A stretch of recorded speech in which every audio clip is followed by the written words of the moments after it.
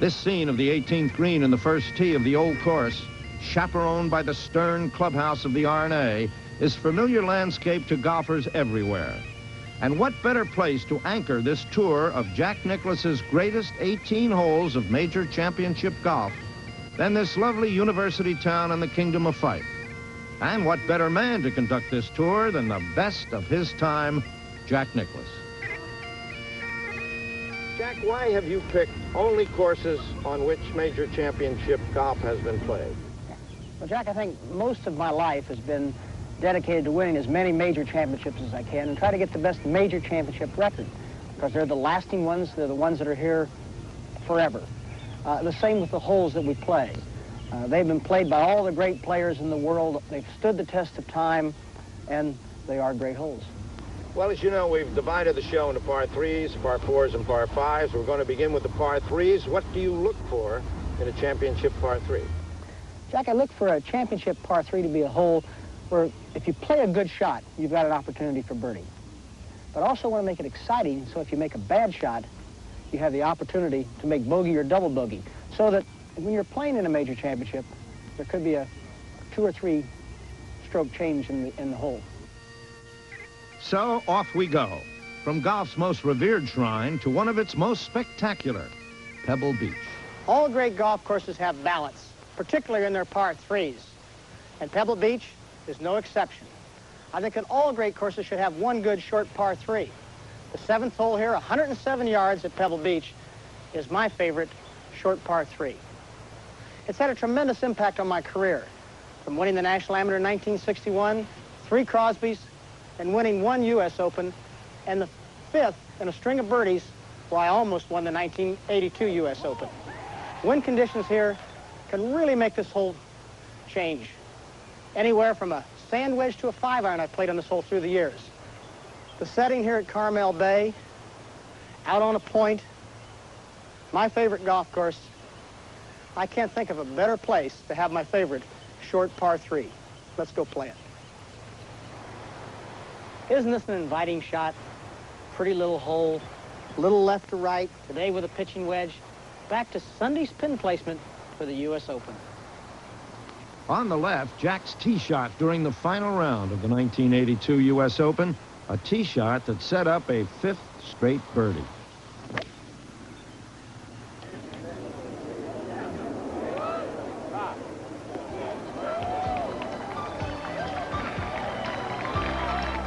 No one knows the Augusta National Golf Course better than Jack Nicklaus, who has won 6 Masters victories. It's only 155 yards, but the 12th at Augusta National, in my opinion, is the most dangerous short hole in golf.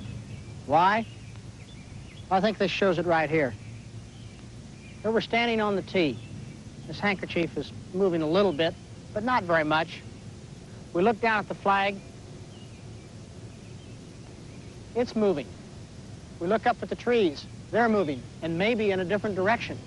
We look over at the 11th green, and the flag at the 11th green is still. A moment ago, it was blowing hard. These are the conditions that confront you every time you play the 12th hole at Augusta National. A little par three that can be a 2 or a 5 very quickly. Let's, today, talk about a little bit about the strategy of how I go about playing this hole. The pin is on the right side today. Generally, the wind should be a little bit at our back, if all goes well. It may be in our face when I hit the golf ball, but I'm going to plan on it being at our back. The bunker in front of the green is 150 yards to carry from where I am. The pin is at about 160, but I'll never shoot the ball at the pin. Never. I'll always play the ball over the bunker. If I happen to be short, then I've got the bunker to save me. I'm going to aim the ball up the center of the hole at the bunker, and if the ball moves to the right of the bunker, then I've played a bad shot.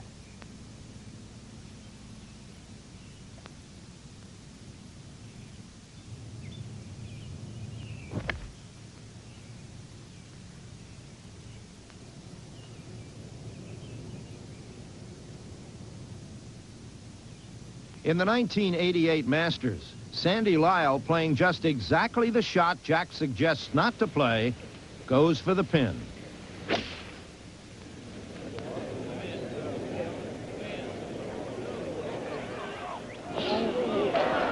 It took all of Sandy's immense talent and character to come back to victory from this tragedy at the 12th. Our next par 3 is the 4th at Baltusrol in Springfield, New Jersey. This historic course has staged more USGA competitions than any course except Oakmont, and has yielded Jack 2 of his 4 U.S. Opens. Well, Jack, first of all, I think that any golf course should have a balanced set of par 3s. One nice short par 3, one long par 3, and 2 sort of medium-length par 3s. And this would be the longer of my 2 medium-length par 3s. At 194 yards, it's about a 4-iron shot. It's a beautiful natural hole with a lake in front of the green. The green is set just over the lake, a forced carry into a hillside, surrounded by trees. It's defined beautifully. I think it's a beautiful hole. It also was a very key point in my winning the 2 Opens. The last round in 1967, I came here and I was, playing with Arnold the last round. We had Casper and Fleckman were ahead of us in the tournament. They were playing in the group behind us, and it looked as though we were trying to figure out a way to win the golf tournament about that point. And I hit a beautiful 4-iron in here about 5 feet behind the hole and made birdie, and it really got me going. I guess it did get you going. 5 more birdies to 65, and you broke Ben Hogan's record for United States Open competitions. And in 1980, it was a rather slight factor in your victory here, wasn't it? Well, it certainly was. Even though I bogeyed at the last round, I birdied at the 3rd round. And, of course, I think the one key factor is that this hole gave a lot of fellas a lot of trouble in both of those Opens, and my cumulative score in those 2 Opens was under par. And that I'm very proud of. I think it's a great hole, and one that I'm happy to include in my greatest holes. Good.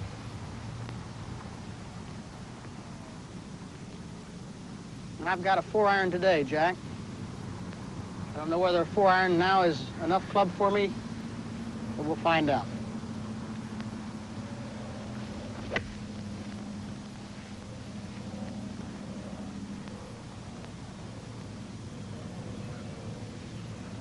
Still the right club. Still the right club is right. All right, we come now to the final selection of a par 3 hole by Jack, and it's his longest. It's the 12th at Royal Lytham. And why did you pick this? Well, Jack, it's the only one that I picked over 200 yards. I wanted to pick a long iron. I wanted to pick one without water. I wanted to pick a hole that was dangerous, though. The 12th at Lytham, there's been a lot of strokes that have changed hands during the British Opens played there. And this hole has bunkers in the front, bunkers behind, out of bounds on the right. I thought it was a terrific hole and one that I've always enjoyed playing. Well, we've asked your old friend Tony Jacklin, who indeed won the British Open in 1969 at Royal Lytham, to explain the 12th hole for us. Indeed, Jack and I played a few practice rounds together during that 1969 Open, and we talked often afterwards about the virtues of some of the holes here at Royal Lytham, especially this 12th hole. Added to what Jack's already said about it, I think that these trees here on the just off the left-hand side of the tee really do affect the hole tremendously. The westerly wind invariably blows in off the sea here, and these lull you into a false sense of security. You don't feel that wind on the tee, but once the ball gets out of the chute, that wind invariably hits it. And with the out of bounds on that right side and the mound in front of the green gathering the ball into the right-hand bunker, it makes it one tough hole. The westerly wind's blowing today, not just as strong as it can sometimes. Let's see what we can do.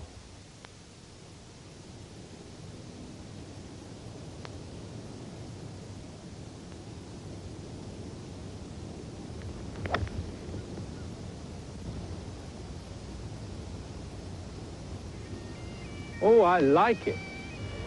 You know, this is one of the holes that might look easy, but I can tell you it's one of the great holes in golf, especially under championship conditions. So there are Jack's selections of the greatest par 3s in major championship golf. Jack Nicklaus's greatest 18 holes of major championship golf. Well, now we've selected the par 3s, it's time to move on to the par 4s. And Jack, I'd like to ask you what you see as a championship par 4. What is your criteria here? Well, Jack, I may be a little different than some people on this. I've always felt that a good par 4 would require a good tee shot and a good second shot. I've always felt that to make 4 on a par 4, it should require 1 very good shot. To make birdie, or 3 on a par 4, it should require 2 very good shots. And I don't think that the hole necessarily has to be long to be a good par 4. Yes, I think there are good long par 4s, but I think there's some great short par 4s. The first of them we'll explore is but a brassy shot or 2 away, the 12th of the old course at St. Andrews. Here we are at the tee at the 12th, a 316-yard par 4 in the old course, Jack. And if you look at this hole, there are 6 bunkers on the hole. 1, the Admiral's bunker, which is kind of a cute story.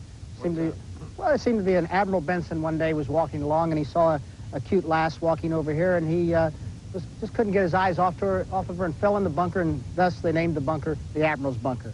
You go down the hole, and about 200 yards off the tee, a pair of bunkers right here. Another set of bunkers, maybe 230 off the tee, and then another bunker down here, maybe 50 yards short of the green. Some gorse on the left, and there's gorse on the right. Now, the real reason I selected this golf hole is, you might say, well, you could drive the ball well short of all the bunkers, and you could have a shot into the green that is relatively easy. Well, Jack, it's a very difficult green. It's a plateaued green, and there's a false front here in the front and a false back in the back, meaning the ball rolls off the green on both sides with a very narrow top. Well, when you're playing the hole into the wind, you want to get it over this first set of bunkers and short of the next set of bunkers. That's the ideal place to be, and because you can't get it over the second set of the bunkers, probably even with a driver. When you're playing with a crosswind, which the hole is generally played with a crosswind most of the time, you get it over the second set of the bunkers and you try to play it short of the bunker in front of the green so that you have a nice little pitch into the green. I think it's a really great hole. It's a really great green. I enjoy playing it.